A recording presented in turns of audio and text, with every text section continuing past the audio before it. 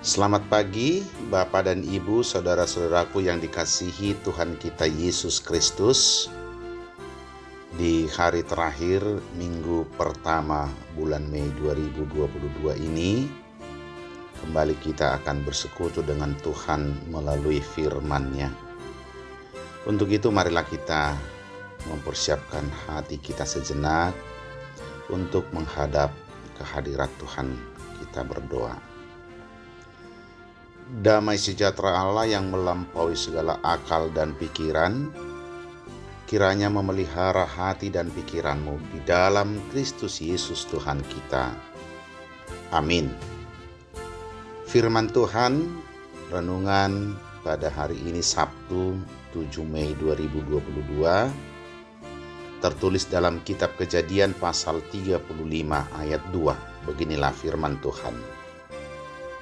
Lalu berkatalah Yakub kepada seisi rumahnya dan kepada semua orang yang bersama-sama dengan dia, jauhkanlah dewa-dewa asing yang ada di tengah-tengah kamu, tahirkanlah dirimu dan tukarlah pakaianmu. Demikian firman Tuhan.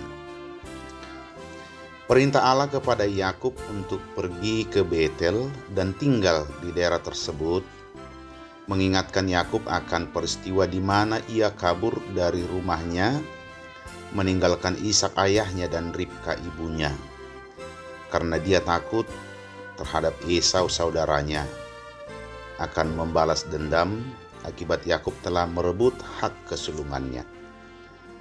Dalam perjalanannya dari tanah Kanaan ke Haran di Mesopotamia, Yakub pun akhirnya bermalam di daerah Betel. Dan ketika ia tidur, ia bermimpi melihat malaikat Tuhan naik turun di sebuah tangga. Oleh karena itu Yakub menamai daerah tersebut dengan nama Betel, yang artinya rumah Allah. Kita bisa membacanya di dalam kitab Kejadian pasal 28 ayat 16 hingga 19. Saat Yakub datang untuk yang kedua kali, ia datang dengan 4 orang istri, 12 anak laki-laki dan 1 anak perempuan, hamba-hamba dan budak-budak, dan tak terhitung ternak dan kekayaan yang dimilikinya semasa ia bekerja kepada Laban pamannya. Tentunya Yakub pasti ingat bagaimana Tuhan telah menyertai perjalanan hidupnya dari nol hingga menjadi seorang yang kaya raya. Oleh karena itu, Yakub pun menginstruksikan kepada seluruh keluarganya dan juga hamba dan budak-budaknya agar menjauhkan segala dewa-dewa asing serta mentahirkan diri mereka. Hal tersebut dilakukan Yakub karena ia sadar betul bahwa Tuhan yang ia sembah memang benar-benar Tuhan yang berkuasa dan tidak ada dewa-dewa lain yang dapat menandinginya.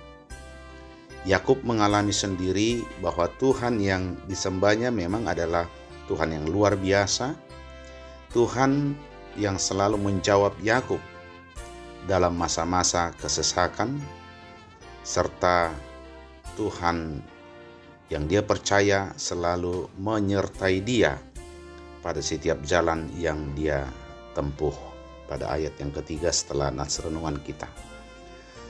Pertanyaannya adalah, apakah ketika kita menyadari bahwa Tuhan kita adalah Tuhan yang luar biasa, kita telah menyiapkan diri kita untuk menghadap Tuhan?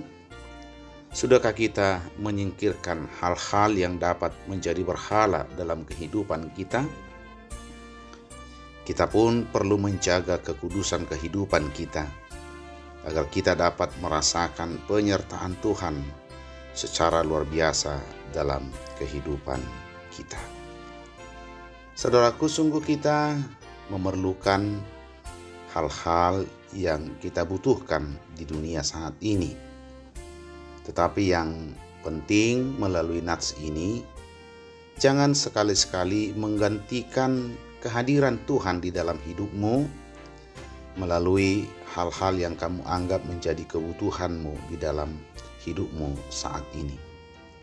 Maka dengan tegas melalui nats ini Yakub berpesan kepada seisi rumahnya supaya mereka mentahirkan dirinya, bahkan dengan kata lain, menukar pakaian mereka. Demikianlah kita melalui nats renungan ini diajak untuk selalu menempatkan Tuhan menjadi yang utama, yang terpenting di dalam hidup kita. Marilah kita belajar untuk taat dan setia, serta mengandalkan Tuhan dalam hidup kita. Kita berdoa. Terima kasih ya Tuhan, firman-Mu mengajak kami, sebagaimana hamba-Mu Yakub, nenek moyang orang percaya itu. Sekalipun Tuhan memberi dia kelimpahan, tetapi dia selalu menekankan bahwa Engkaulah satu-satunya yang harus dipuji dan yang harus disembah dalam hidupnya. Demikian juga kami Tuhan dalam kehidupan kami saat ini. Kami tahu kami memerlukan banyak hal untuk menutupi kebutuhan kami sehari-hari. Tetapi sesungguhnya hanya Engkaulah yang menjamini hidup kami. Untuk itu, jangan biarkan kami diperhamba oleh segala hal, segala sesuatu yang kami butuhkan di dunia ini. Dan kami yakin dan percaya Engkau adalah Allah, Tuhan yang luar biasa, yang mampu memberikan lebih dari apa yang kami butuhkan. Terima kasih Tuhan, ajarlah kami hari ini menghidupi firman-Mu. Berkati seluruh jemaat-Mu di dalam melakukan segala aktivitas pekerjaan mereka sehari-hari.